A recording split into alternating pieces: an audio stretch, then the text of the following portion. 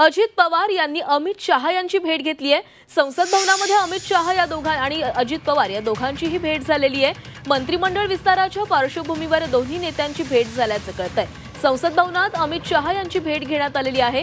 तर या क्षणाची सर्वात मोठी बातमी आपण बघतोय, अजित पवार यांनी अमित शहा यांची भेट घेतलेली आहे।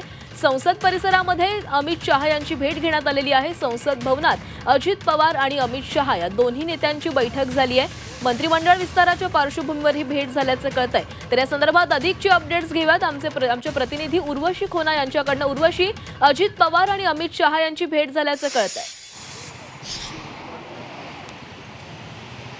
संसदाच्या परिसरात आपण बघितलं की अजित पवार, सुनेत्रा पवार आणि प्रफुल्ल पटेल हे निघाले अमित शाह यांच्या भेटीसाठी आणि तिथे मंत्रिमंडळाला घेऊन, मंत्रिमंडळाच्या विस्ताराला घेऊन बोलणं होणार, चर्चा होणार असं समजून येत आहे।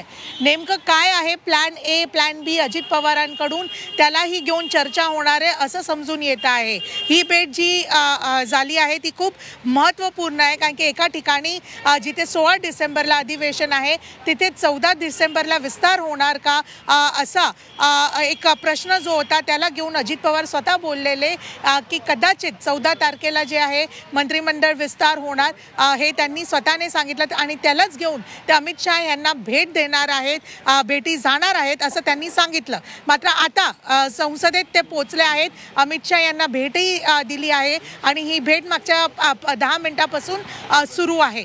नेमकं भेटीत काय चर्चा होते, कारण की कालच रात्री आपण बघितलं देवेंद्र फडणवीस, JP नड्डा आणि अमित शहा या तिघांमध्ये पण एक मीटिंग झालेली, डिस्कशन झालेलं। मध्यरात्री 1.5 तासासाठी ही बैठक होती। तिथे देवेंद्र फडणवीस यांनी आपल्याकडून एक पूर्ण जी लिस्ट आहे मंत्रिपदाला घेऊन ती सबमिट केलेली असं समजून येते आणि तसंच आता अजित पवार ही अमित शहा यांच्या भेटीसाठी गेले आहेत।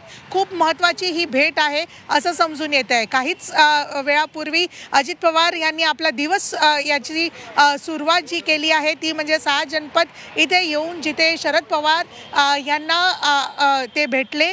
अजित पवार आपल्या पूर्ण कुटुंबासह हे भेटले। अर्ध्या तासाची त्यांनी भेट घेतली शरद पवार यांच्याबरोबर, जिथे वेगवेगळ्या राजकारणातल्या मुद्द्यांवरती ही चर्चा झाली असं समजून येत आहे। मंत्रिमंडळ विस्तारासंदर्भामध्ये अनेक घडामोडींना वेग आलेला आहे आणि संपूर्ण घडामोडींवर आपलं लक्ष राहणार आहे। तुर्तास धन्यवाद तुम्ही दिलेल्या माहितीसाठी।